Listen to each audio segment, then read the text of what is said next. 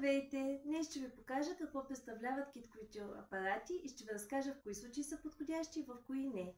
Китковите апарати са автоматични апарати за измерване на кръвно налягане. Те са много лесни за употреба, не трябва да се събличате. Компактни са и бързо измерват кръвното налягане.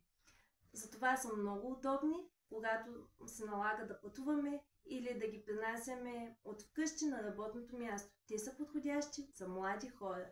И тук е ключовото нещо, думата млади, защото след 45 годишна възраст стените на кръвоносните съдове изтъняват и дават грешни резултати. Както казах, не трябва да се събличаме, но не се поставят и върху дрехи. Затова ръкава се набира нагоре, не трябва да е прекалено стегнат, не трябва да имаме гривни или часовници, които също да пристягат. Апаратът се поставя, както и длънта, нагоре, 1 до 2 см от най-широката част на длънта и не трябва да покриват ето това изпъкнало кокълче на китката. Стяга се. Това е апарат на Omron. За китка RS1 е модела и е намален този месец в нашата онлайн аптека. Той, освен че показва горна-долна граница пулс, отчита ако има аритмия, също така има индикатор за неправилно поставен маншет, ако е прекалено стегнат или отпуснат, и 30 измервания като памет. След като сме го сложили, поставяме лакътя на маса или на подлакътник. Апарата и маншета трябва да са на равнището на сърцето. Не трябва ръката да е отпусната и облегната на масата, нито апарата да слиза под нивото на сърцето.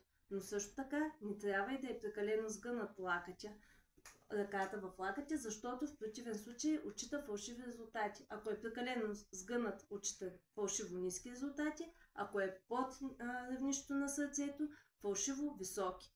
Това е втория недостатък на тези апарати след възрастта, че има особености при правилното поставяне и сгъвката на лакътя. Длънта не трябва да е нито наклонена назад, нито наведена напреди, нито в юмрук отпуснат. Иначе натискаме копчето и измерването се отчита до 1 минута и показанията. И все пак, казах ви предимствата и недостатъците, за мен най-точни си остават апаратите за измерване на кръвно налягане с маншет, поставен на мишницата, а не на китката.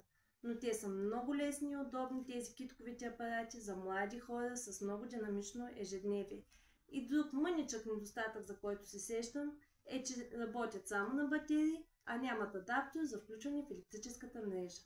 Това е от мен за днес. Довиждане!